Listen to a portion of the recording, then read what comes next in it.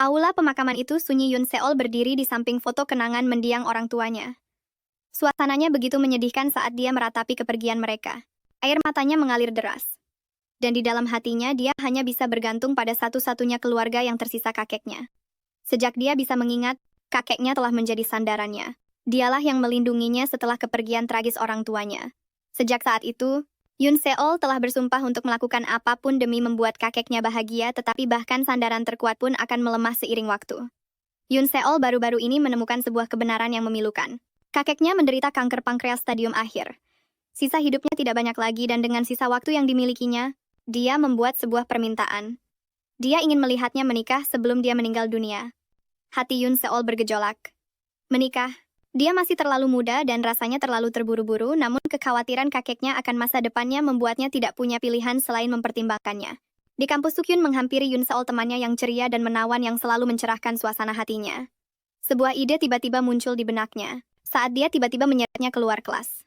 Begitu mereka di luar, dia ragu sejenak sebelum berkata, "Sukyun, maukah kau menikah denganku?" Sukyun terdiam terkejut sejenak lalu tersenyum lebar. "Tentu saja ini mendadak, tapi bagaimana bisa aku menolak saat kau yang melamarku?" Katanya lalu menambahkan sambil tertawa. "Tapi ayo kita menikah saat kita berumur 30 tahun, oke?" Yun Seol membuka mulutnya untuk menjelaskan, tetapi ponselnya berdering mengganggunya. Salah satu temannya mengajaknya untuk bertemu dengan beberapa gadis cantik di dekat sana. Senyum Sokyung semakin lebar terdengar menyenangkan. "Kita lanjutkan ini besok ya Yun Seol, aku harus pergi sekarang."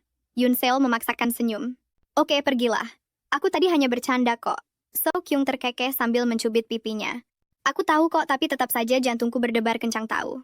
Setelah itu dia melambaikan tangan dan pergi meninggalkan kampus. Yun Seol memperhatikan sosoknya yang menjauh, dadanya terasa sesak. Merasa frustrasi, dia bergumam pada dirinya sendiri, apa yang telah kulakukan? Apa yang kuharapkan dari seseorang yang tidak pernah serius? Pikirannya menjadi kacau. Tidak bisakah dia menganggapku serius sekali saja? Apa wajahku kurang serius? Tenggelam dalam pikirannya, dia menabrak seseorang. Terkejut dia mendongak dan bergegas meminta maaf. Pria dengan sikap dingin itu memotong ucapannya. "Lain kali perhatikan jalanmu, jangan melamun." Jengkel dengan nada bicaranya, Yun Seol membentak. "Kalau kau lihat aku melamun, kau bisa saja menghindariku. Tapi kau malah sengaja menabrakku. Kau sengaja kan?" Sebelum pria itu bisa menjawab, sebuah mobil melaju kencang ke arahnya. Dengan gerakan cepat, pria itu menarik lengannya dan membawanya ke tempat aman. Dorongan itu membuatnya menabrak dada pria itu. Wajah mereka begitu dekat hingga bibir mereka tidak sengaja bersentuhan. Waktu seakan berhenti sejenak. Menyadari apa yang baru saja terjadi, pria itu dengan cepat melepaskannya. Yun Seol terhuyung, wajahnya memerah. "Jangan salah paham," katanya dengan dingin, sambil membersihkan lengan bajunya. Mobilnya melaju kencang. "Aku hanya menarikmu untuk menyelamatkanmu." Ya, terima kasih," ucapnya tergagap. Dia menegakkan tubuhnya menghindari tatapan pria itu. "Anggap saja semua ini tidak pernah terjadi. Kita berdua sedang sial hari ini." Tanpa menunggu jawabannya, dia berbalik untuk pergi, tetapi sebelum dia bisa kabur, suaranya yang terdengar geli memecah keheningan. "Kau bahkan tidak akan berterima kasih padaku karena telah menyelamatkan nyawamu?" Bibirnya menyunggingkan senyum mengejek, lalu dengan kilatan jahil di matanya, dia menambahkan, "Atau kau berencana pergi tanpa memberiku kompensasi untuk ciuman tadi?" Yun Seol yang masih syok karena nyaris celaka membalas ciuman, "Apa bibir kita hanya bersentuhan sedikit? Jangan bersikap seolah-olah itu masalah besar." Suaranya penuh dengan sarkasme saat dia menambahkan, "Ada apa? Jangan bilang kau belum pernah dicium sebelumnya." Pria itu menyeringai. "Apa yang membuatmu berpikir begitu? Kalaupun ada, kamulah yang terlihat seperti belum pernah mencium siapapun." Karena kesal, Yun Seol membalas, "Memangnya kamu sehebat apa? Aku bahkan tidak ingat pernah menciummu." Seringainya semakin lebar. "Benarkah? Biasanya orang tidak mudah melupakan ciuman pertama mereka." Kemarahannya memuncak mendengar nada bicaranya yang mengejek. "Ciuman pertama, kamu mengkhayal. Asal kamu tahu saja, kamu adalah orang ke-108 yang pernah kucium. Jadi maafkan aku kalau itu tidak berkesan." Dengan itu dia berbalik, suaranya terdengar tajam saat dia menambahkan, "Dan jangan bicara padaku lagi kalau kita bertemu, dasar pria mesum." Dia hanya berdiri di sana melihat gadis itu pergi dengan tatapan geli. "Yang ke-108 ya?" Menarik gumamnya, senyum tipis tersungging saat melihat sosoknya yang menghilang. Kembali ke kampus, Yun Seol duduk di kelas dengan pikiran melayang. Teman-temannya tertawa dan mengobrol di sekitarnya membahas pesta dan acara yang akan datang. Tapi dia tidak bisa fokus. Sokyun yang selalu menjadi pusat perhatian bercanda dengan yang lain, senyumnya yang ceria mencerahkan suasana. Tiba-tiba seorang dosen masuk menghentikan obrolan mereka. "Selamat pagi semuanya," sapanya dengan nada serius. "Hari ini kita kedatangan dosen tamu istimewa yang akan bergabung dengan kita sebagai dosen untuk semester depan." Dia memperkenalkan dirinya dengan suara yang tenang dan mantap. "Selamat pagi, nama saya Kang Junyang." Yun Seol membeku, matanya terbelalak tak percaya. Dia memegang buku catatannya, erat-erat wajahnya menunjukkan keterkejutan dan rasa malu. Pikirannya berteriak. Orang menyebalkan dari kemarin, pipinya memanas saat dia menunduk di kursinya. Kepanikannya meningkat saat mata pria itu memindai seluruh kelas dan dia bersembunyi di balik buku catatannya, sambil berbisik pada dirinya sendiri. Apa aku salah lihatku, mohon semoga aku salah. Tiba-tiba suaranya terdengar tajam dan jelas. Memecah kebisingan, kamu yang memegang buku itu siapa namamu? Terkejut Yun Seol membeku. Saya Cho Yun Seol Pak, jawabnya tergagap mencoba menenangkan suaranya. Seringai jahil muncul di bibirnya. Nona Choi, katanya dengan lancar. Saya tidak tahu kalau menggigit buku bisa membantumu menyerap isinya. Sontak seisi kelas tertawa. Dan wajah Yun Seol memerah padam. Sebelum dia bisa pulih, seringainya semakin dalam. Baiklah kalau begitu, katanya. Sambil membalik halaman dengan santai.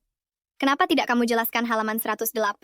Jantungnya berdebar kencang saat jeda yang disengaja sebelum kata-kata berikutnya. Oh maaf, saya salah, tambahnya dengan nada jahil, maksud saya halaman 10,8. Matanya berbinar geli saat dia melanjutkan. Silakan Nona Choi. Tolong beri kami pencerahan. Seringainya melebar jelas menikmati ketidaknyamanannya. Saat kelas berakhir, Sujin dengan santai menyapa Profesor Kang.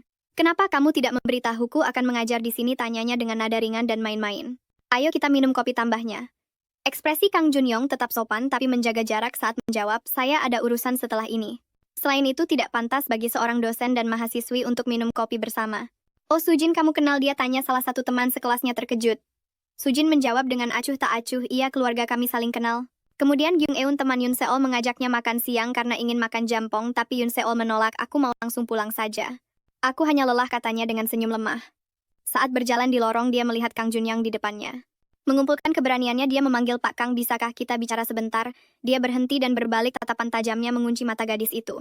Saya minta maaf atas pertemuan pertama kita, dia memulai dengan ragu-ragu, tapi bisakah kita tidak membawa masalah pribadi ke dalam kelas? Saya tanyanya. Nadanya sulit ditebak.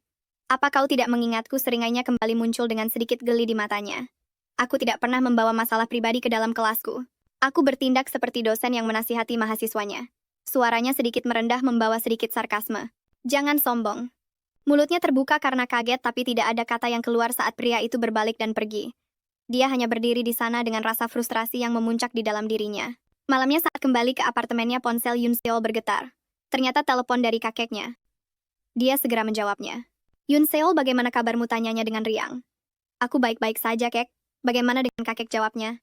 Haha, kakek baik-baik saja. Dengar kakek akan ke kota Sabtu ini untuk bertemu dengan putra teman lama kakek. Kau harus ikut dengan kami. Aku tidak punya rencana apa-apa, jadi tentu saja, katanya. Bagus, nanti kakek jemput ya. Sampai jumpa. Panggilan berakhir membuatnya menatap ponselnya. Keesokan harinya tiba dengan udara yang sejuk dan Yun Seol mendapati dirinya menemani kakeknya ke sebuah kediaman mewah. Kang Taijin panggil kakeknya dengan hangat saat tuan rumah mendekat.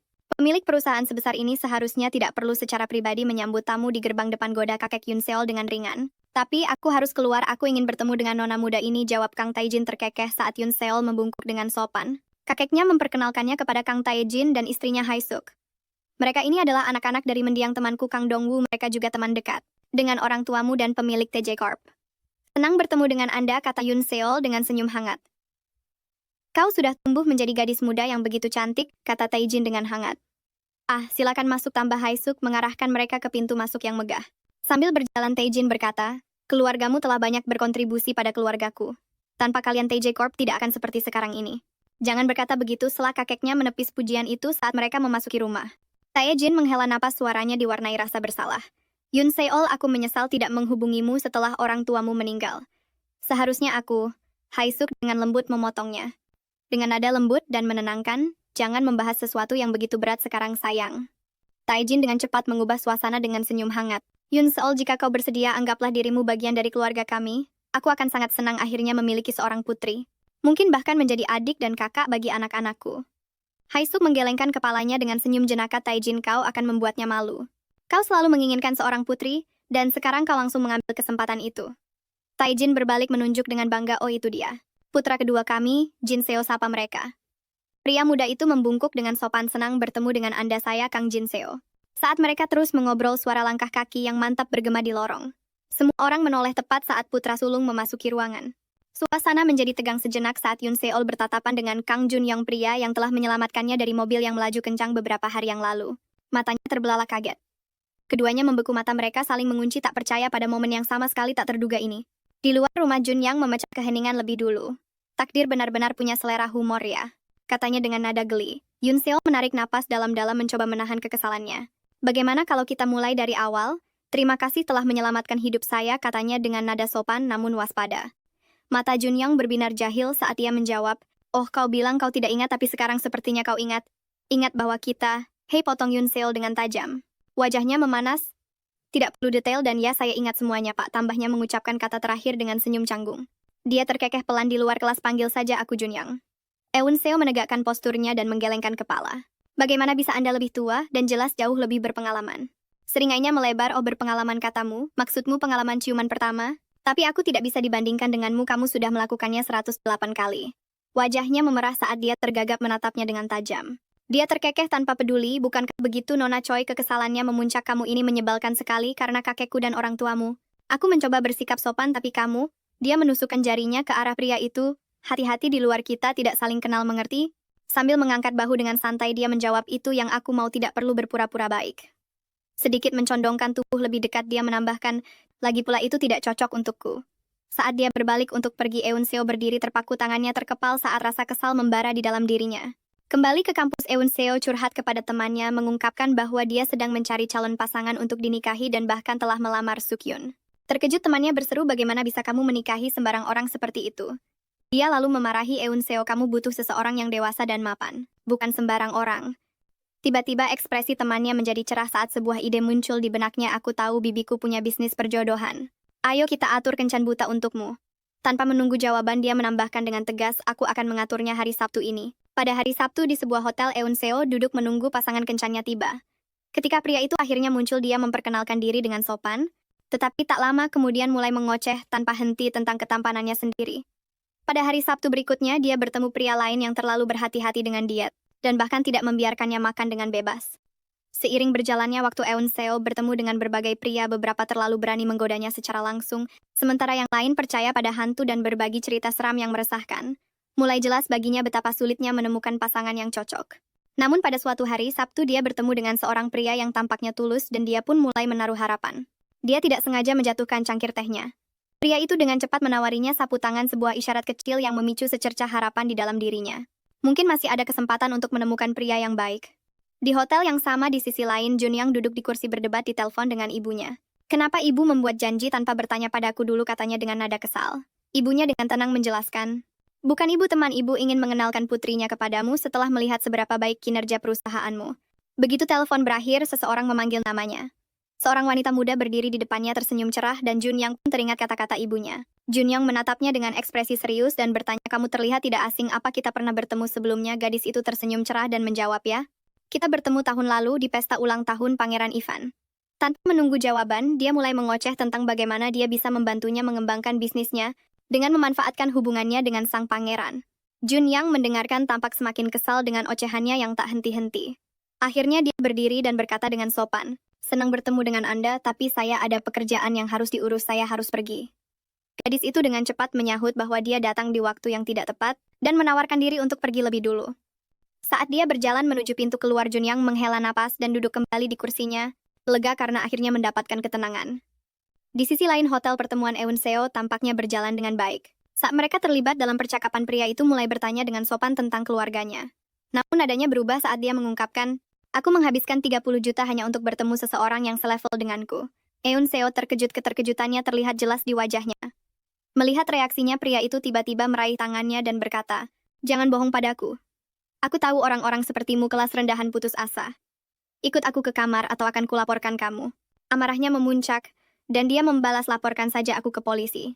Aku tidak takut. Tepat pada saat itu sebuah suara yang familiar terdengar di udara. Junyoung yang kebetulan lewat menghentikan langkahnya. Pria itu melanjutkan mengabaikan penolakannya, jika kamu mau uang aku bisa membantumu mendapatkannya dengan cepat. Yoon Seo mengatupkan giginya mencoba menahan amarah sebelum pria itu mengatakan lebih banyak.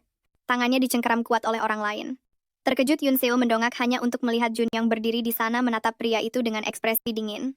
Cengkeramannya mengencang membuat pria itu meringis dan terhuyung mundur kesakitan. Tanpa sepatah kata pun Junyoung meraih tangan Yoon Seo dan dengan cepat membawanya pergi dari sana. Berusaha mengimbangi langkahnya, Yoon Seo tersandung di belakangnya. Terima kasih. Aku tidak tahu apa yang akan terjadi jika kamu tidak ada di sana, katanya dengan napas terengah-engah. Dia melirik tangannya dan menambahkan, kamu bisa melepaskannya sekarang Junyoung. Dia melepaskan tangannya dan bertanya, "Jadi kamu di sini untuk kencan buta?" Merasa kesal dia menjawab, "Apapun itu bukan urusanmu." Junyang menoleh padanya, dan dengan senyum miring berkata, "Dilihat dari cara berpakaianmu. Itu pasti kencan kecuali jika yang dikatakan pria tadi itu benar." Wajahnya memerah dan dia dengan cepat menyangkalnya. Dia duduk di kursi terdekat sambil menghela napas. Sambil menarik napas dalam-dalam dia menjelaskan, "Kakekku sedang sakit. Ini adalah permintaan terakhirnya untuk melihatku menikah. Bibi temanku menjalankan agen perjodohan, jadi aku memutuskan untuk mencoba ini." Ekspresi Junyang menjadi serius saat dia bertanya, "Kupikir pernikahan dan cinta adalah impian setiap wanita. Apakah tidak apa-apa melakukan kencan buta seperti ini?" Sambil menghela napas lagi dia menjawab, "Ini tidak mudah, tapi aku tidak butuh cinta. Demi kebahagiaan kakekku, aku hanya menginginkan status sebagai seorang istri." Junyang menatapnya lekat-lekat seolah sedang berpikir keras. Dia menambahkan dengan lembut, "Kupikir pria tadi adalah orang baik. Kupikir aku akhirnya bisa mewujudkan keinginan kakekku."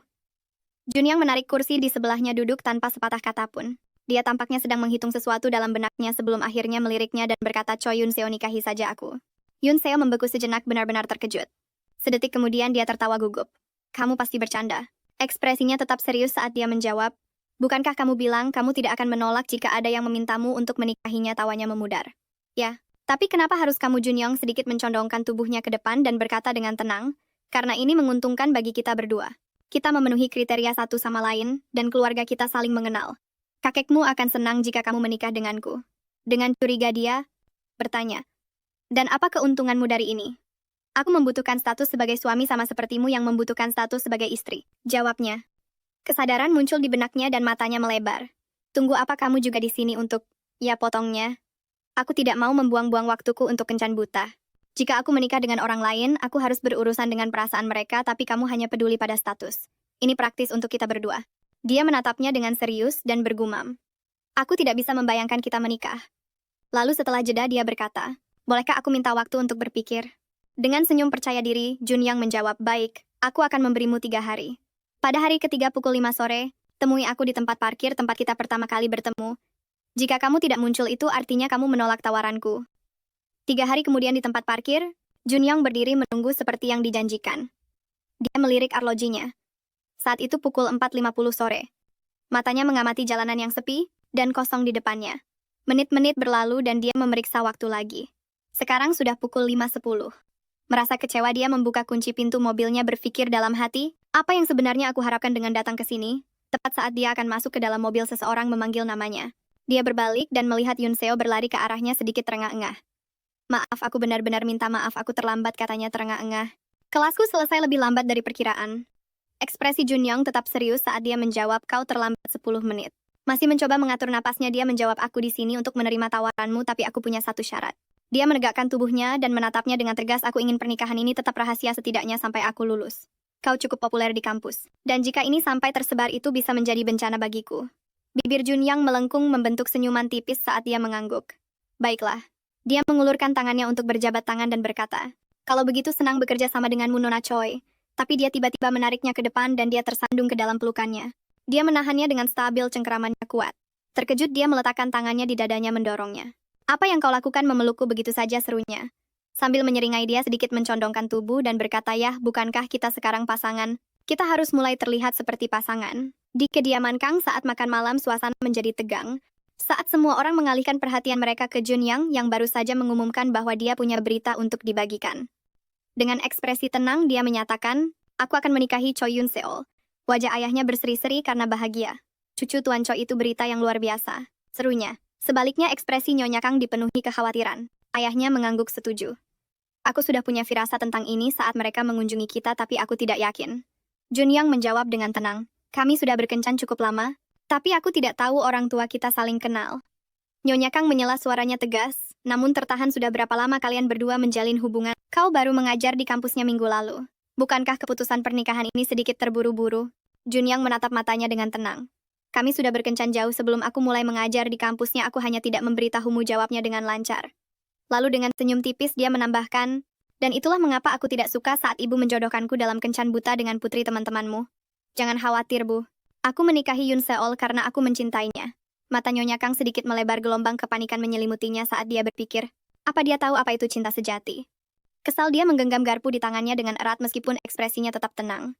Dengan senyum terpaksa dia berkata, Junyang, kenapa kau tidak membawanya ke sini? Aku ingin berbicara dengannya sendiri. Di telepon Yun Seol terkejut dengan berita itu. Khawatir dia bertanya bagaimana jika dia curiga. Nada suara Junyang tetap tenang saat dia menjawab, tetap berpegang pada rencana. Jawab semuanya seperti yang kita diskusikan. Aku akan menunggumu di tempat biasa. Jangan terlambat. Saat panggilan berakhir, Yun Seol menatap ponselnya, kecemasan bergejolak di dadanya. Bagaimana aku bisa tetap tenang, pikirnya. Keesokan harinya di rumah keluarga Kang, Nyonya Kang menyambutnya dengan nada kecewa. Bagaimana bisa Junyong meninggalkanmu sendirian seperti ini? Dengan canggung Yun Seol menjawab, dia ada urusan mendadak yang harus diurus. Jadi aku datang sendiri. Nyonya Kang mengamatinya sejenak lalu berkata, dia sudah memberitahu kami tentang pernikahan itu. Tapi kau masih kuliah. Bukankah ini sedikit terburu-buru? Yun Seol menegakkan posturnya dan menjawab dengan tegas. Kami telah memutuskan untuk merahasiakannya sampai aku lulus. Curiga Nyonya Kang mendesak lebih jauh, nadanya sedikit tajam. Sudah berapa lama kalian berdua berkencan dan kenapa kalian tidak memberitahu kami lebih awal? Merasakan ketegangan, Yun Seol mencoba meredakan kekhawatirannya. Kami sangat serius tentang ini, katanya, suaranya mantap. Nyonya Kang tampak sedikit tenang. Ekspresinya melembut. Bukannya aku tidak menyukaimu, katanya sambil berpikir. Aku hanya punya beberapa pertanyaan.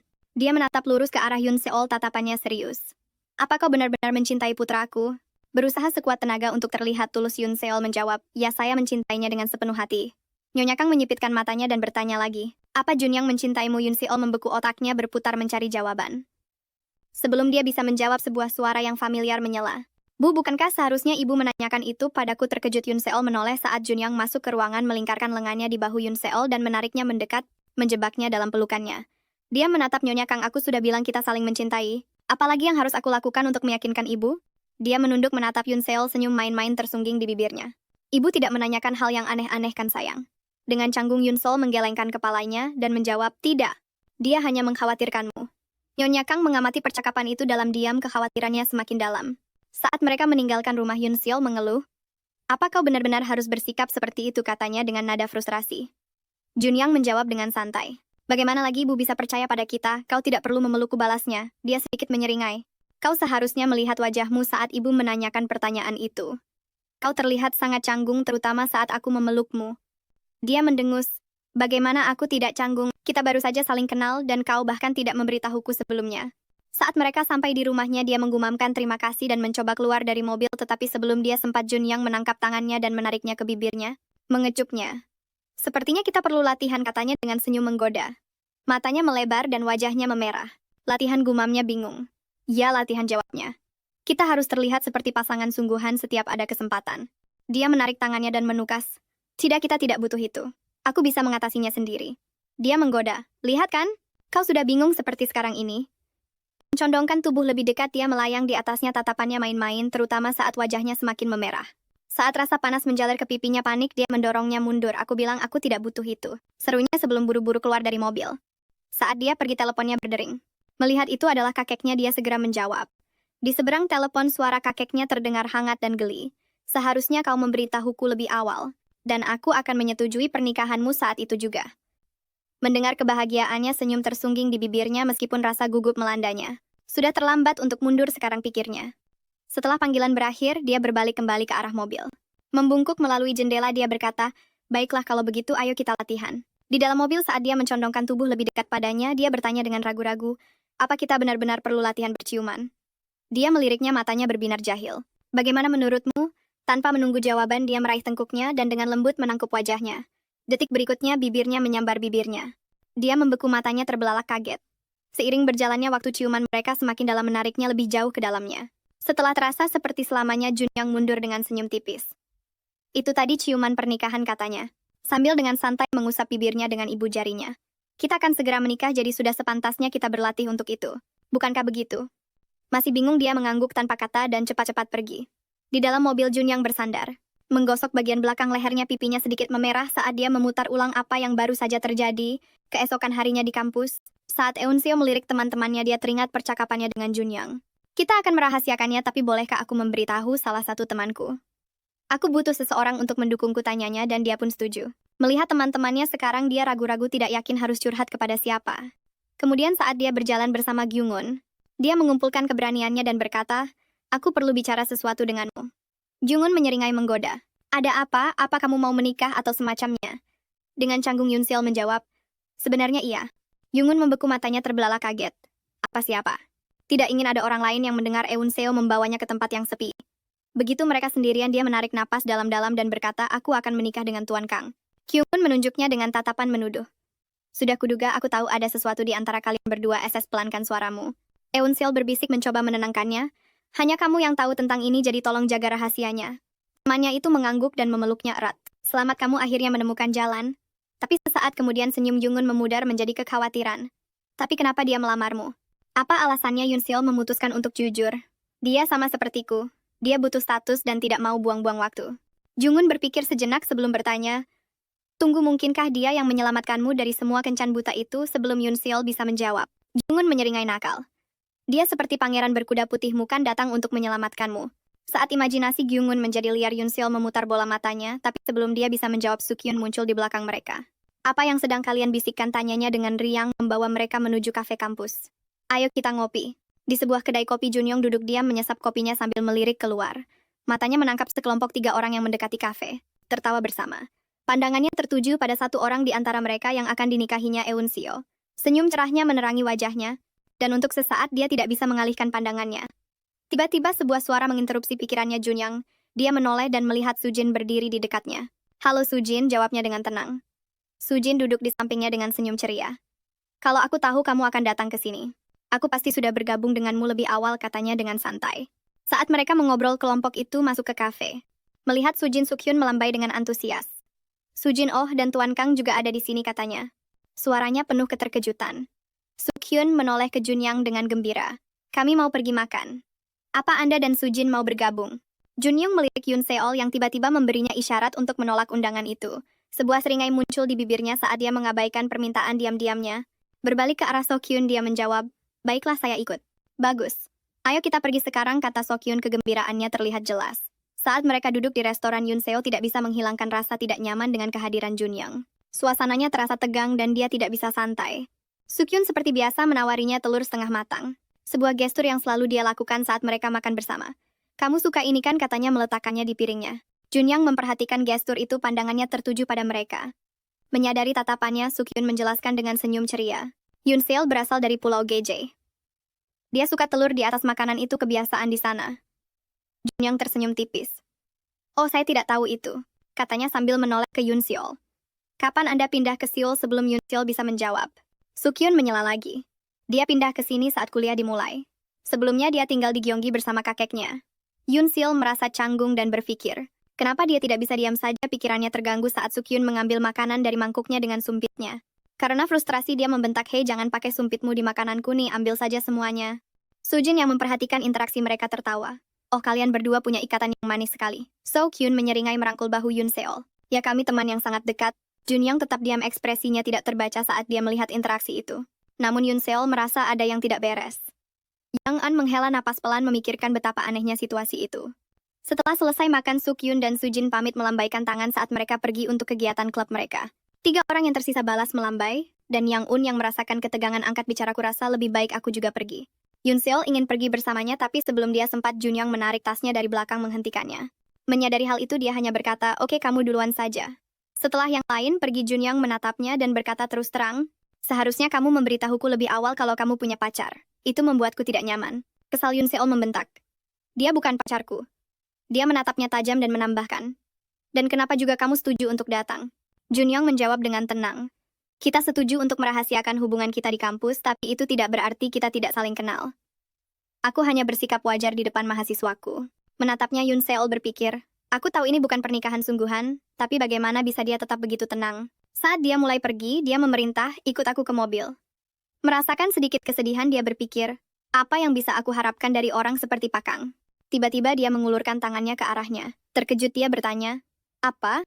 Dia menjawab dengan lancar, kita harus berlatih setiap kali ada kesempatan kan? Dia ragu-ragu menatapnya sejenak. Akhirnya dia meletakkan tangannya di tangannya. Saat mereka berjalan bersama bergandengan tangan, dia berpikir, lagi pula hubungan ini seharusnya tanpa perasaan kan? Dengan tekad bulat, dia memutuskan, jika dia bisa bersikap dingin maka aku juga bisa. Saat mereka sampai di mobil, Junyong membuka pintu dan berkomentar. Aku perhatikan kamu masih tidak nyaman berpegangan tangan. Lalu dengan sedikit seringai dia menambahkan, seharusnya kamu sudah mahir dalam hal ini sekarang mengingat kamu sudah berciuman 108 kali. Yun Seol menatapnya tajam, bingung antara harus marah atau membiarkannya saja. Memutuskan tidak ada salahnya mengikuti alurnya, dia hanya menjawab, "Maaf." Mencoba untuk lebih baik, dia meraih tangannya lagi dan bertanya, "Seperti ini? Atau mungkin seperti ini?" Sambil mencoba berbagai cara berpegangan tangan, dia menambahkan mana yang terlihat lebih romantis. Junyang menautkan jari-jarinya dengan jari Yun Seol memegang tangannya dengan erat. "Seperti ini," katanya dengan tatapan mantap. Yun Seol menatapnya, merasakan kehangatan tangannya. Sejenak dia tidak tahu harus merespons bagaimana, jantungnya berdebar kencang tanpa bisa dikendalikan. Saat Yun Seol mengobrol dengan Kyung-un, temannya itu mengungkapkan kekhawatiran tentang sifat pernikahannya. Ini memang sah secara hukum tapi tetap saja tidak nyata. "Berapa lama kalian berdua berencana untuk terus berpura-pura?" Kyung-un bertanya dengan serius. Yun Seol berpikir dalam hati. Dia benar. Aku harus membuat sebuah rencana. Dia merenung, Junyang adalah seorang pengusaha sukses. Mustahil dia belum memikirkan semua ini. Tapi bagaimana denganku? Apa aku akan mengikuti langkahnya begitu saja tanpa mempertimbangkan diriku sendiri? Keesokan harinya di dalam mobil Junyang, dia menyerahkan selembar kertas padanya. "Apa ini?" tanyanya, keningnya berkerut. "Ini surat perjanjian." Dia menjawab dengan percaya diri, "Kamu, ambil satu salinan, ini adalah perjanjian pernikahan untuk memastikan tidak ada dari kita yang dirugikan." Junyang memeriksa kertas itu dengan saksama. Ini benar," gumamnya sambil membaca poin-poinnya. Poin pertama, menjaga kerahasiaan tentang pernikahan masuk akal, tapi status perkawinan akan menjadi istilah yang lebih baik. Dengan begitu lebih jelas. Dia meliriknya, "Aku tidak masalah dengan poin pertama, tapi jika kamu memberitahu salah satu temanmu, aku juga akan memberitahu salah satu temanku." Lanjut dia membaca poin kedua, "Bersikap sewajarnya, aku juga setuju dengan yang ini." Lalu dia sampai pada poin ketiga, kehidupan pribadi terpisah. Dia membacanya dengan keras sebelum dia bisa berkomentar. Dia menyela, "Ya, kita tidak benar-benar menikah, jadi kita bebas melakukan apapun yang kita mau." Dia menyeringai, mengangkat alis, "Jadi kamu bisa pergi dengan pacarmu?" Tatapannya menajam, "Bukan seperti itu." Matanya berbinar jahil saat dia lanjut membaca. "Aku tidak setuju dengan poin keempat," katanya tiba-tiba. "Bagaimana keluarga kita akan percaya jika kita tidak mesra di depan mereka?" Dia menjelaskan dengan tegas, "Tidak harus setiap saat. Dan kamu harus memberitahuku sebelumnya." Dia menggelengkan kepala, "Itu tidak praktis, kita harus berimprovisasi. Tapi kita tidak akan sering bertemu, balasnya, "Kita bisa merencanakannya." Dia bersandar dengan santai lalu menjatuhkan sebuah bom. "Oh, aku lupa bilang, setelah kita menikah ibuku ingin kita tinggal di rumah keluarga sampai kamu lulus. Itu salah satu syaratnya." Matanya menyipit, "Dan kamu baru memberitahuku sekarang." Mengabaikan kekesalannya, dia melanjutkan, "Itulah sebabnya poin 4 dan 5 harus dihapus." Mengenai poin 6, dia berhenti sejenak meliriknya, "Jika kakekmu meninggal, tidak ada lagi keuntungan bagimu, jadi aku mengerti." Kekecewaannya memuncak, "Kenapa poin kelima harus dihapus?" "Menurutku itu tidak perlu," jawabnya singkat sambil mencondongkan tubuh lebih dekat. Seringainya semakin dalam saat dia bertanya, "Apa kamu pikir aku akan melakukan sesuatu padamu?" Atau dia berhenti, tatapannya tajam, "Apakah kamu takut goyah?" Pipinya memerah karena marah saat dia memelototinya. "Baiklah," ucapnya dengan geram sambil mencoret poin keempat, "tapi poin kelima tetap ada. Aku akan mengubah poin keempat saja." Dia menyerahkan perjanjian yang sudah direvisi. Dia membacanya keras-keras, tidak tidur di ranjang yang sama. "Ya," jawabnya tegas, "pernikahan ini adalah bisnis, bukan emosional." "Baiklah." Tanpa berdebat lagi, dia mengambil kertas itu dan menandatanganinya. Dia memperhatikannya dengan serius sebelum berkata, "Kalau sudah selesai, tutup matamu." Dia sedikit mengernyit, bingung kenapa sebelum dia bisa memproses kata-katanya, dia melihat gadis itu mencondongkan tubuh ke arahnya. Matanya terpejam. Dia membeku, pikirannya berkecamuk. Gadis itu membuka matanya sedikit, menyadari keraguannya lalu menjadi gugup. Dia memegang pipinya, "Ah, maaf, aku lupa melepas topiku. Aku hanya sedang berlatih untuk pernikahan." Sebelum dia selesai bicara, pria itu mengulurkan tangan melepas topinya dan melemparkannya ke samping. Dalam satu gerakan cepat, dia mencondongkan tubuh menangkup wajahnya. "Ciuman pernikahan," gumamnya dengan suara rendah, dimulai oleh pengantin pria. Jantungnya berdebar kencang saat pria itu semakin dekat. Tatapannya terkunci pada gadis itu, napasnya tertahan saat dia menempelkan bibirnya. Ciuman itu semakin dalam saat mereka berdua larut dalam momen itu. Menyadari betapa pentingnya ciuman itu. Hari-hari berlalu dan hari pernikahan semakin dekat. Ponsel Yun Seol terus-menerus bergetar dengan pembaruan, pemesanan tempat persiapan untuk upacara dan detail yang tak terhitung jumlahnya. Dia mengunjungi setiap tempat bersama Ibu Junyang. Entah itu berbelanja untuk kamar tidur, mereka mencicipi kue pernikahan, atau mencoba gaun pengantin.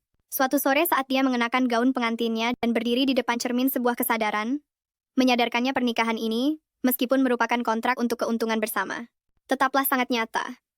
Dia menatap bayangannya, emosinya berkecamuk. Upacaranya akan diadakan di rumah keluarga mereka di Pulau Geoj. Berjalan melewati taman, dia memperhatikan kesibukan persiapan dekorasi bunga-bunga. Meja-meja yang sedang ditata, tetapi dia tidak mengerti mengapa dia tidak merasa bahagia. Di dalam rumah, bibinya menghampirinya dengan ekspresi khawatir. "Di mana Junyang? Aku belum melihatnya," kata bibinya sambil menghela napas. "Seharusnya dia sudah ada di sini sekarang." Mendengar kata-kata itu, rasa tidak nyaman menusuk hati Yun Seol. Sebuah kehampaan yang tidak bisa dia jelaskan mulai menyelimutinya. Tiba-tiba seseorang memanggil namanya. Dia berbalik ke arah pintu, dan di sanalah dia calon suaminya berdiri dengan kopernya, wajahnya tenang namun ramah. Rasa lega menyelimutinya saat melihatnya, hatinya tiba-tiba terasa ringan. Menyadari ekspresinya, Junyang berjalan mendekat dengan lembut mengambil kotak yang dipegangnya. Maaf, katanya, aku datang tanpa memberitahumu. Sebelum mereka bisa melanjutkan, bibinya muncul dan Yoon Seol dengan cepat memperkenalkannya kepada Junyang.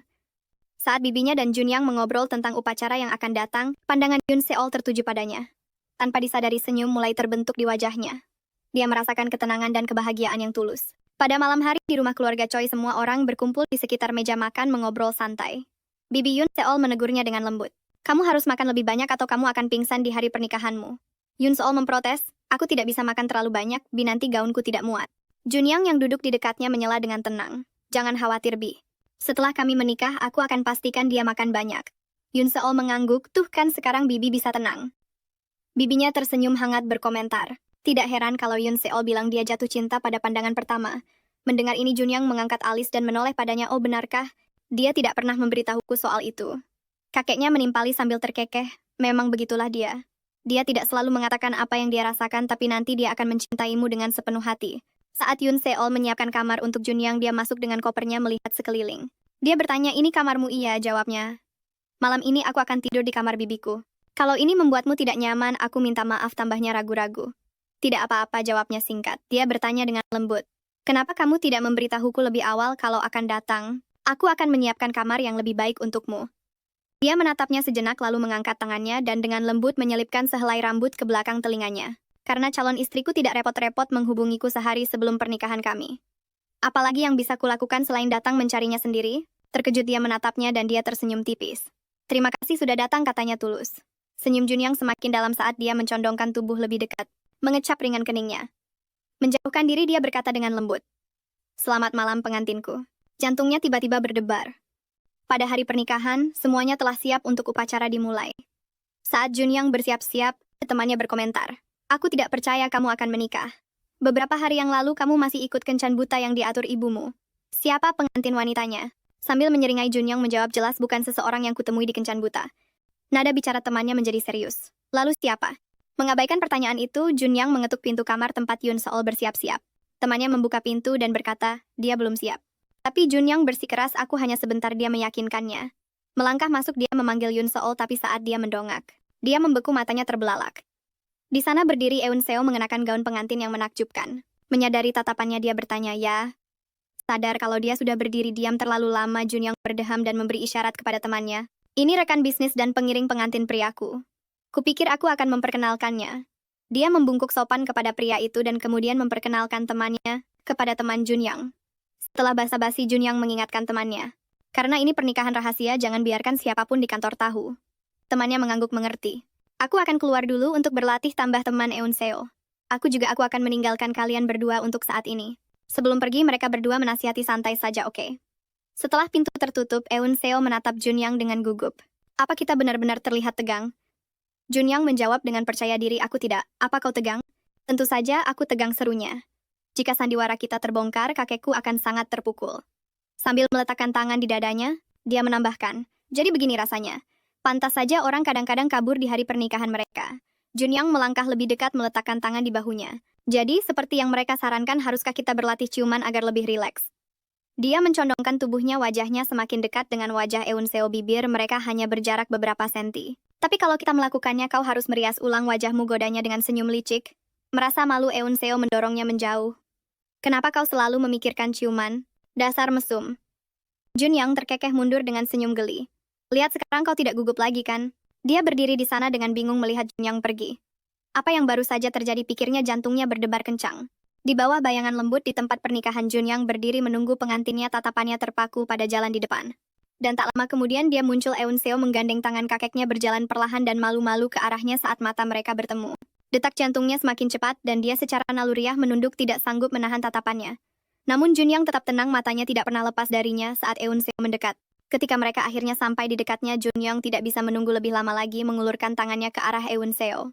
Kakeknya melirik ke tangan Junyang yang terulur lalu dengan lembut meletakkan tangan Eun Seo ke tangan Junyang mengunci momen itu dengan isyarat kepercayaan tanpa kata. Upacara berlanjut dan saat mereka bertukar cincin keluarga, mereka tidak bisa menahan kebahagiaan senyum menerangi wajah tua mereka. Tiba-tiba, pengiring pengantin pria mengumumkan sekarang saatnya untuk ciuman untuk mengesahkan janji pernikahan membuat Eun Seo terlihat tegang. Junyang berbisik lembut, sekarang saatnya menunjukkan hasil latihan kita. Tenanglah kau terlihat kaku. Saat dia mengulurkan tangan untuk melepas cadarnya, Eun Seo balas berbisik dengan gugup, tapi kita tidak berlatih di depan orang sebanyak ini. Dia terkekeh pelan senyumnya menenangkan. Tutup saja matamu bisiknya.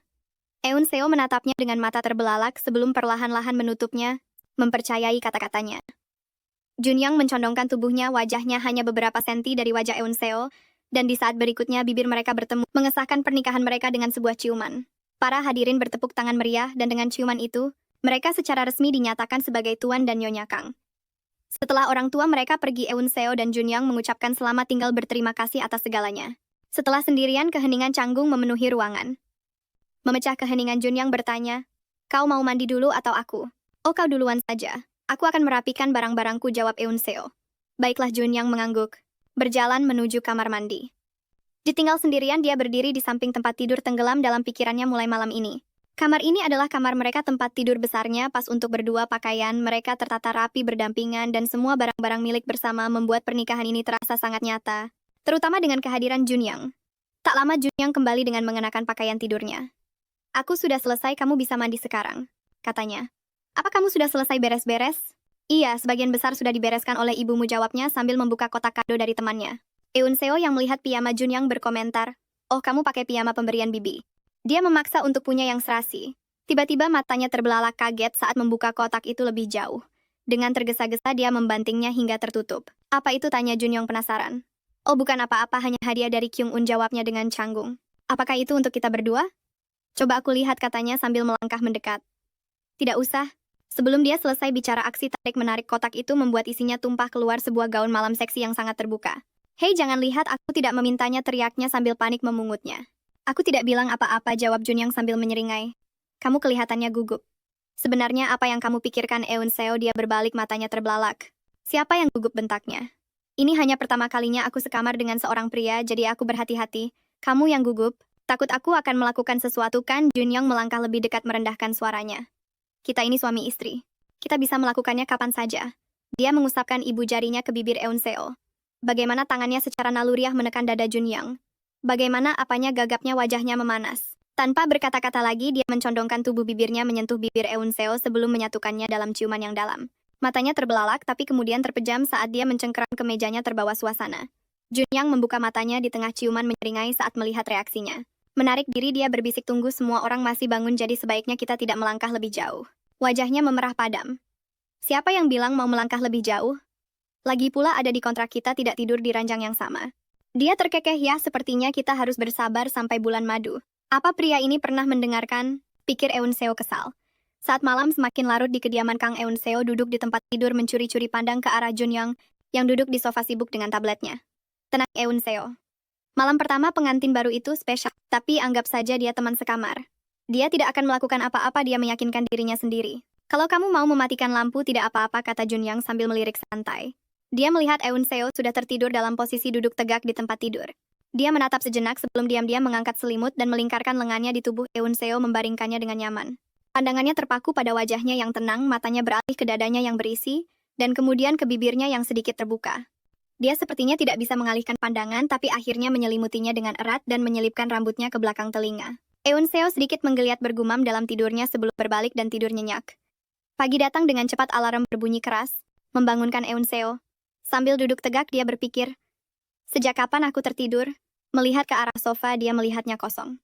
Jangan-jangan. Dia dengan panik memeriksa sisi lain tempat tidur tapi mendapatinya kosong juga. Di mana dia? Di lantai bawah. Dia menyapa mertuanya dengan hangat, "Selamat pagi, Ayah." "Selamat pagi, Ibu." "Selamat pagi, Nak." "Apa tidurmu nyenyak?" tanya Tuan Kang dengan ramah.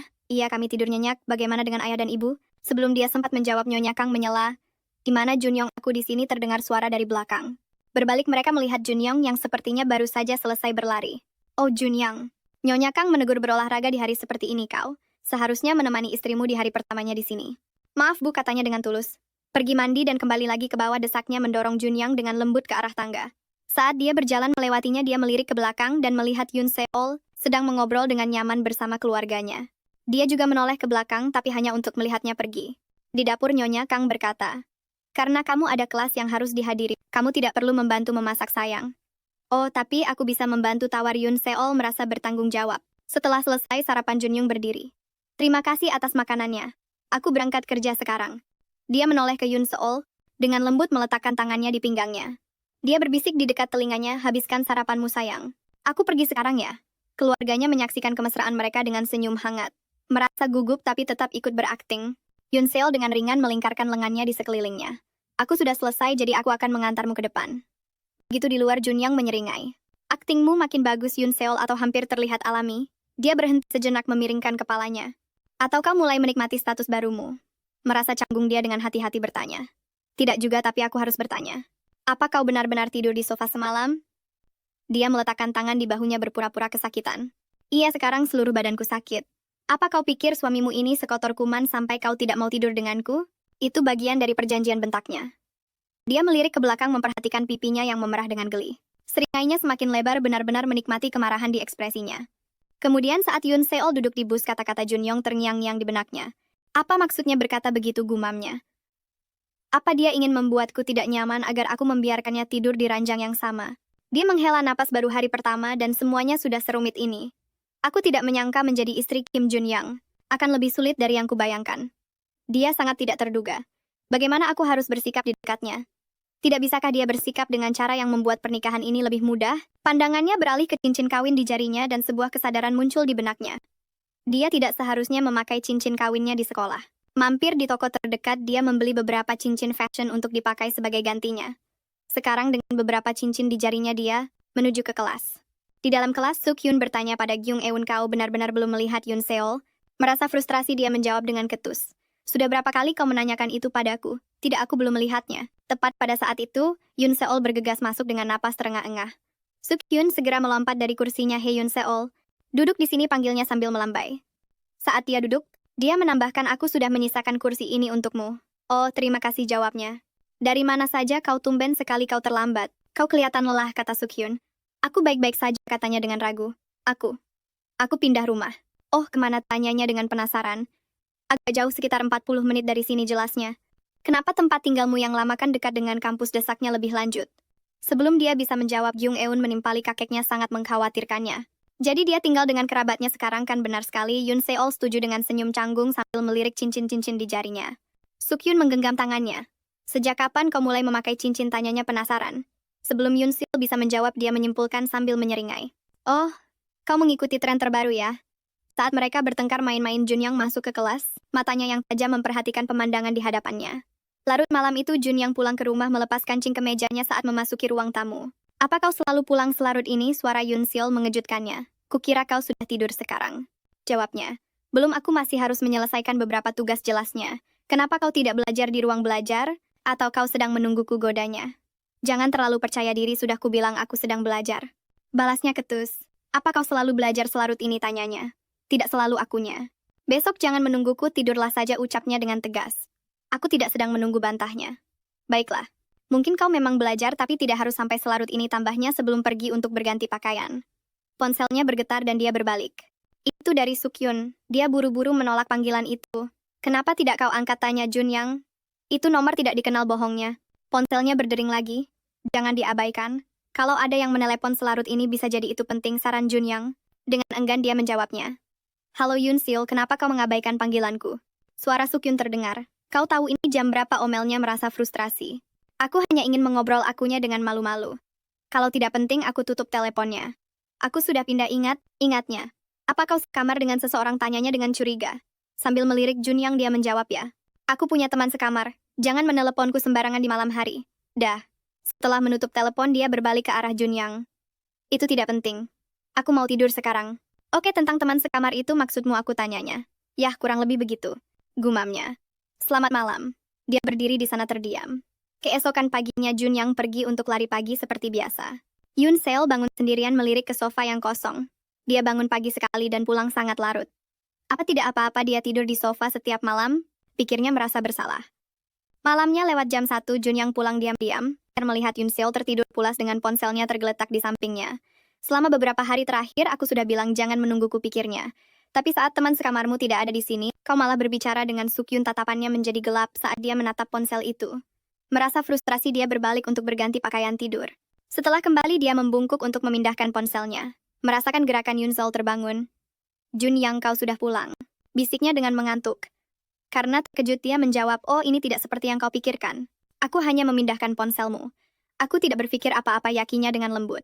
Aku hanya ingin bilang, bagaimana kalau kau tidak tidur di sofa? Dia membeku terkejut. Aku sudah memikirkannya, jelasnya. Tidak sopan membiarkanmu tidur di sofa setiap malam. Aku membuat aturan itu hanya karena aku pikir akan ada tempat tidur terpisah, tapi kita hanya punya satu tempat tidur dan itu tidak adil. Melihatnya masih membeku, dia bertanya, ada apa? Kau yakin? Tentu saja aku tidak akan melakukan hal aneh. Aku hanya tidak ingin membuatmu tidak nyaman, ucapnya dengan hati-hati sambil memalingkan wajahnya sedikit. Dia menjawab, aku tidak takut. Hanya saja posisi ini terasa sedikit canggung. Dia melirik kembali ke arahnya, menyadari senyum tipis yang terbentuk di bibirnya. Tapi awas ya, aku punya kebiasaan menendang saat tidur, tambahnya dengan nada bercanda. Junyang berbaring di sisi lain tempat tidur, memunggunginya. Dia berpikir, apa yang kulakukan membiarkannya tidur di sini? Sambil menutup mata, dia meyakinkan dirinya sendiri. Tenang Eun Seol, anggap saja ini seperti berkemah di sekolah. Tiba-tiba Junyang menariknya dengan lembut ke dalam pelukannya dari belakang. Apa yang kamu lakukan, bisiknya dengan tajam. Dia balas berbisik. Kalau kita tidur seperti ini, kamu tidak akan menendangku. Dan aku tidak mau kamu pindah ke sofa setelah aku tertidur. Kehangatannya menyelimutinya membuatnya tidak bisa membantah. Perlahan dia menutup matanya, membiarkan dirinya rileks saat mereka berdua terlelap dalam pelukan satu sama lain. Keesokan paginya saat Junyang berjalan, kenangan semalam terus terbayang di benaknya, membuat senyum kecil terukir di bibirnya. Setibanya di rumah, dia langsung menuju kamar tidur. Yun Seol, jam berapa kelasmu hari ini? Mau berangkat bersama, panggilnya. Namun kamarnya kosong. Dia memanggilnya dan memeriksa setiap sudut rumah, tetapi dia tidak bisa ditemukan dimanapun. Khawatir, dia bertanya pada ibunya. Oh, dia bilang ada tugas dan pergi lebih awal. Apa dia tidak memberitahumu, jawab ibunya dengan santai. Dia berdiri di sana tidak bisa menjawab. Di kampus, Yun Seol, Kyung Un dan Sukyun berjalan bersama sambil menyeruput kopi mereka. Ini menyegarkan sekali, komentar Yun Seol. Apa tidurmu nyenyak atau kamu bertengkar dengan teman sekamarmu? Sukyun menggodanya. Bukan bertengkar sih, hanya saja kami tidur bersama untuk pertama kalinya, pikirnya mengingat betapa nyamannya dia secara tak terduga. Tidur di samping Junyang. Pelukannya membuatku merasa aman. Merasa canggung untuk bertemu dengannya di pagi hari. Dia sengaja pergi sebelum Junyang bangun. Tiba-tiba Sukyun bertanya, hei, teman sekamarmu itu tipeku bukan? Kamu ini selalu saja cari kesempatan, omel Yun Seol dengan sinis. Apa salahnya, penasaran? Aku cuma ingin tahu lebih banyak tentangnya, belanya. Jung Un mengangkat tangan dan mengaku, oh, aku pernah bertemu dengannya. Benarkah, ceritakan lebih banyak tentangnya, desak Sukyun dengan antusias. Yah, dia itu cantik dan tampan di saat yang bersamaan dengan rambut hitam, jelas Jung Un sambil berpikir. Sukyun menoleh ke Yun Seol. Tolong kenalkan aku padanya. Kita kan teman, pintanya dengan senyum jahil. Pada saat itu Junyang menghampiri mereka. Selamat siang, sapanya. Semua orang kecuali Yun Seol menjawab selamat siang, Pakang. Mata mereka bertemu dan ketegangan muncul di antara mereka.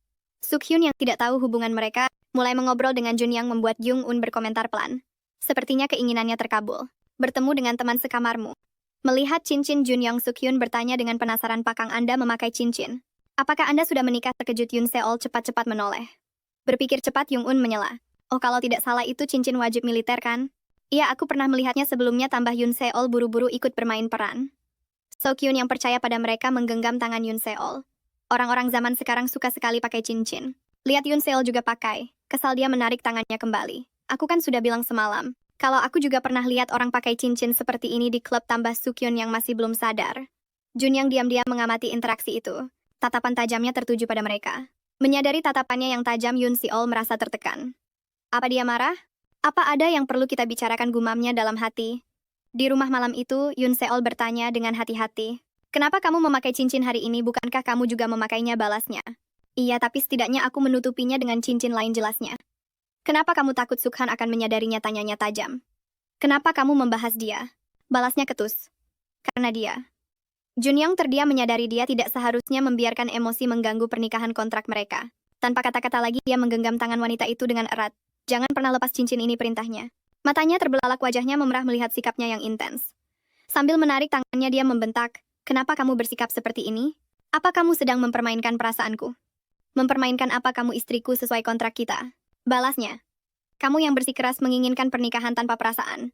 Apa kamu hanya mengikuti kontrak atau bagaimana dengan perasaanmu, tantangnya? Dia membeku tidak bisa menemukan jawaban. Malamnya saat mereka berbaring di tempat tidur Junyang merenung perasaan. Itu tidak relevan. Semua yang kulakukan hanyalah memenuhi peranku sebagai suaminya. Banyak pasangan bertahan hidup tanpa melibatkan perasaan. Seharusnya aku mengatakan itu, tapi kenapa aku tidak bisa? Keesokan paginya saat sarapan Ibu Kang bertanya, kalian berdua sudah merencanakan bulan madu, tidak baik menundanya terlalu lama setelah menikah. Junyang, jangan terlalu sibuk. Ajak istrimu berlibur. Kami berpikir untuk pergi ke Guam, jawab Eun Seo. Bagus sekali, seru Tuan Kang. Jadi kapan kalian berencana pergi awal musim panas? Tanya Ibu Kang dengan antusias. Iya benar, Junyang setuju. Kami masih menyesuaikan tanggalnya berdasarkan proyekku. Tambah Eun Seo.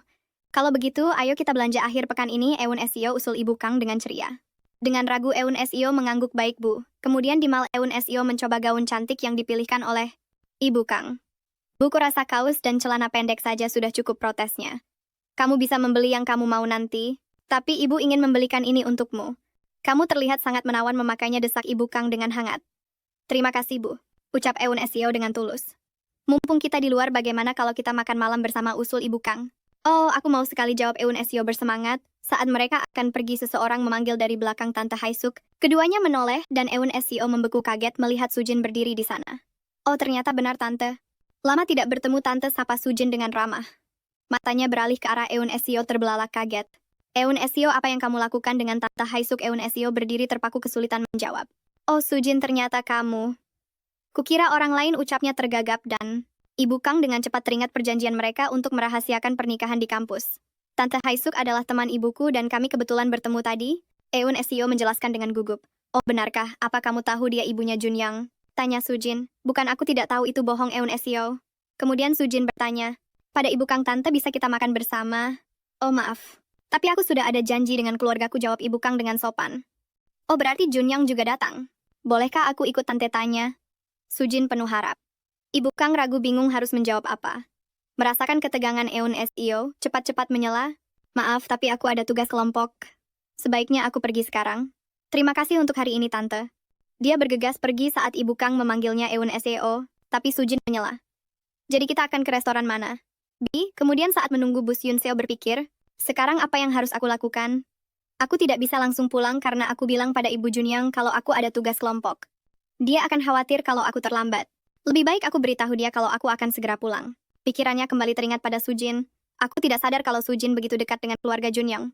Saat dia berjalan di jalan, sebuah mobil mendekat dari belakang. Yun Seo, kupikir aku melihatmu, seru Sukyun keluar dari mobil. Apa yang kamu lakukan di sini? Tanyanya terkejut. Aku baru saja mengantar seseorang ke asrama, jelasnya dengan santai. Dia melirik pakaian Yun Seo dan menggodanya. Kenapa kamu berpakaian seperti itu? Apa kamu habis kencan buta atau menghadiri pernikahan? Aku baru saja keluar, jawabnya dengan canggung. Sekarang kamu mau kemana? Kamu belum makan malam kan? Ayo kita makan bersama. Usulnya dengan antusias, meraih tangannya dan menariknya. Sementara itu di TJ Corp, Junyang duduk di mejanya menatap ponselnya. Temannya Minjin memperhatikan dan mendekat. Apa yang sedang kamu lihat? Ibuku mengirimiku alamat restoran, jawab Junyang. Minjin terkekeh. Bukankah tempat itu terkenal untuk kencan? Mungkin ibumu ingin kamu bergabung dengan mereka karena dia sedang bersamamu di Seoul. Menyadari kemungkinan itu, Junyang tiba-tiba berdiri. Terima kasih Minjin, katanya lalu pergi dengan cepat. Yun Seo sepertinya tidak dalam suasana hati yang baik tadi. Mungkin ini bisa membuatnya senang. Di restoran, seorang pelayan mengarahkan Junyang ke ruang pribadi. Dia masuk siap untuk mengejutkan Yun Seo. Oh, Junyong, kamu di sini, sapa Nyonya Kang dengan hangat. Iya, Bu, jawabnya sambil duduk. Dia berbalik dan berkedip kaget Sujin. Apa yang kamu lakukan di sini? Bukankah ibu sedang berbelanja? Sujin tersenyum cerah. Kami tidak sengaja bertemu tadi. Kami bahkan melihat Choi Yun Seo, tapi dia sudah pergi. Kamu kenal dia kan? Ketambahnya dengan santai. Ekspresi Junyong menjadi gelap saat dia dengan cepat mengeluarkan ponselnya. Dia mengetik pesan untuk Yun Seo. Kamu di mana? Kamu baik-baik saja? Perlu aku jemput? Tidak bisa menahan kekhawatirannya, dia tiba-tiba berdiri. Maaf, tapi ada urusan mendadak, katanya beralasan lalu pergi dengan tergesa-gesa sambil menelepon nomornya. Ketika Yun Seo akhirnya menjawab, dia berbicara dengan tajam. Choi Yun Seo, kamu baik-baik saja? Aku sudah meneleponmu berkali-kali. Suaranya terdengar tenang di seberang sana. Aku di depan kampus. Aku akan sedikit terlambat. Aku sedang makan dengan seorang teman sebelum pulang. Bahu Junyong menegang saat mendengar suara yang dikenalnya di latar belakang suara Sukyun. Jadi dia bersama Sukyun. Dan di sini aku mengkhawatirkannya. Tapi kenapa aku merasa sangat gelisah? Di restoran, Sukyun pamit untuk mencuci tangan sementara Yun Seo duduk sendirian. Sukyun, terima kasih panggilnya. Tidak masalah, kita kan teman, Yun Seo jawabnya dengan riang. Saat menunggu, matanya tertuju pada cincin kawinnya. Ragu sejenak dia perlahan melepaskannya dan memasukkannya ke dalam tas. Melihat jarinya yang sekarang kosong dia berpikir, ini pertama kalinya aku melepasnya. Rasanya aneh tapi apalagi yang bisa kulakukan. Ketika makanan tiba dia berseru Sukyun cepatlah makanannya sudah datang. Tiba-tiba dia mendengar suara yang dikenalnya di belakangnya akhirnya aku menemukanmu Choi Yun Seo. Matanya terbelalak kaget. Terdiam saat hendak mengambil sumpitnya. Junyang berdiri di sana sedikit terengah-engah tatapan tajamnya tertuju padanya. Kenapa dia ada di sini gumamnya dalam hati jantungnya berdebar kencang. Saat mereka duduk di meja Sukyun berkomentar, oh, aku tidak menyangka pakang makan di sini maaf kalau aku mengganggu kencan kalian ucap Jinyang dengan sopan. Oh ini bukan kencan. Aku kebetulan melihat Seol berjalan sendirian di jalan sambil menunduk jadi aku mengajaknya ke sini Sokyung menjelaskan. Kamu teman yang baik komentar Jinyang merasa malu. Yun Seo membentak kalau kalian terus bicara aku pulang saja. Oh Yun Seo makan dulu. Bujuk Sokyung sambil menawarinya makanan dengan sumpitnya. Aku bisa makan sendiri gumamnya sambil melirik Jinyang yang duduk di sana dengan ekspresi muram. Saat mereka meninggalkan restoran Sokyung menawarkan biar aku antar kamu pulang. Rumahmu terlalu jauh, aku bisa naik bus saja jawabnya.